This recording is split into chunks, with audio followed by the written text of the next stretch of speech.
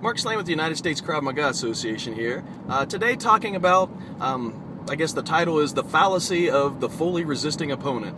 You know, I often hear from guys in the grappling arts, my wrestlers, catch wrestlers, BJJ practitioners, that their system is very much superior self-defense training because they can go full bore against a fully resisting opponent.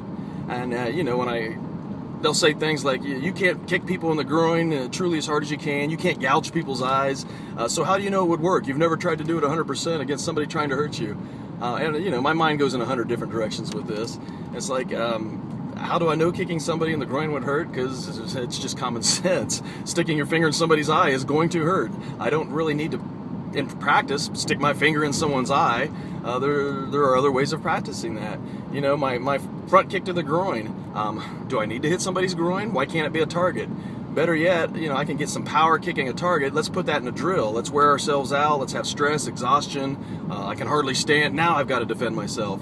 To me, training things under realistic attack, stress, and exhaustion is better training than having, you know, actually kicking somebody in the groin. You know, to me, that's like saying, you know, our military can't be well trained unless they are shooting live ammunition at people, trying to kill them, and people are shooting live ammunition back, trying to kill them. And, you know, our gun guys, they can't be good at handgun unless, you know, they can't get on the range, they can't go to shoot houses, they can't shoot airsoft at each other. Unless they're shooting live ammunition and being shot at, they can't train properly. They need a fully resisting opponent. And of course we laugh at that, that's silly, but to me it's about the, you know, the same thought. Read Bruce Siddell's Training at the Speed of Life. Yes, there's ways to train that don't hurt people. I can absolutely train my Krav Maga. I put everything under stress, exhaustion, hit targets hard. I don't need to be truly hitting people in the throat, kicking people in the groin. You know, I'm going full bore against an opponent who's fully resisting. You know, if I can do that for 15 or 20 minutes, to me that should be a red flag. What I'm doing probably isn't really good self-defense. If I can go full bore and my opponent can fully resist for 15, 20 minutes, nobody's getting hurt. You know, to me, self-defense is going forward with rage and aggression, maximum amount of damage in the minimum amount of time, and get out of there before the dude's buddies show up with weapons.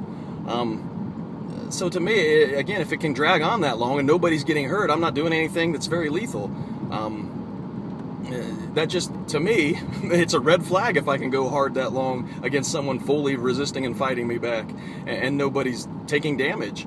Evidently, there are rules in place, rules that don't allow punching to the throat, punching to the groin, kicking to the groin, biting, putting eyes out, slamming heads against the floor. There are rules in place for safety. I don't want rules in place for safety if I'm defending myself on the street. You know, if this scumbag is going to get through me and hurt my family, that would be bad training. I don't want training that has rules and things that are off limits. And then this fully resisting opponent. I'm going full bore. I'm doing it. You're truly not. You're, you know, my BJJ guys. You get them in an arm bar, they tap out, you stop. You don't snap their arm backwards and see if they can keep fighting afterwards, see what they're going to do afterwards. And of course we wouldn't. That would be silly. What's the difference between you stop right before you do damage and I pull my punches and pull my kicks before I do damage? You know, we're both stopping before we're doing damage. So to me, you know, that fully resisting opponent, I'm going full bore. You're really not. You're stopping before you get to where you're causing damage. Again, I'm doing the same thing. I'm not going to kick somebody in the groin. I'm going to pull my kick and not do it. Same thing in my opinion. And then finally, your fully resisting opponent is doing the same thing you are. You know, if I'm wrestling, we're both wrestlers. If I'm BJJ, we're both doing BJJ. We're fully resisting, fully going at each other. But we're not doing it against somebody who's acting like a scumbag on the streets. The scumbag on the street is going to be biting me, punching me, trying to poke an eye out, trying to slam my head against the floor. So if I'm doing my, you know, grappling art and my opponent is acting like a scumbag on the street, he can't go full bore. He can't be fully resisting. So truly I can go against somebody and we can both go hard and fully resist if, again, there are safety measures in place. If there are rules that will not allow me to punch them in the throat, to bite them, to stick my finger in the eye. So, you know, to me, it does not make it a better system because I can go full bore. It means there are a lot of safety things in place. There are a lot of things that are off limits, a lot of things I can't do. To me, that is not self-defense. I don't want rules in place. Matter of fact, we want to do everything that's against the rules if we're trying to defend ourselves against a scumbag. And again, not putting those arts down at all. Those arts are awesome training, awesome for cardio. You know, I love watching those matches.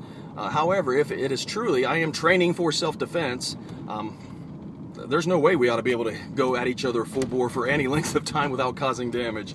And yes, I can train those things without truly punching people in the throat, putting people's eyes out. That would be ridiculous to train that way. Again, Bruce Siddell's Training at the Speed of Life is a good read. Mark Slane, United States Krav Maga Association.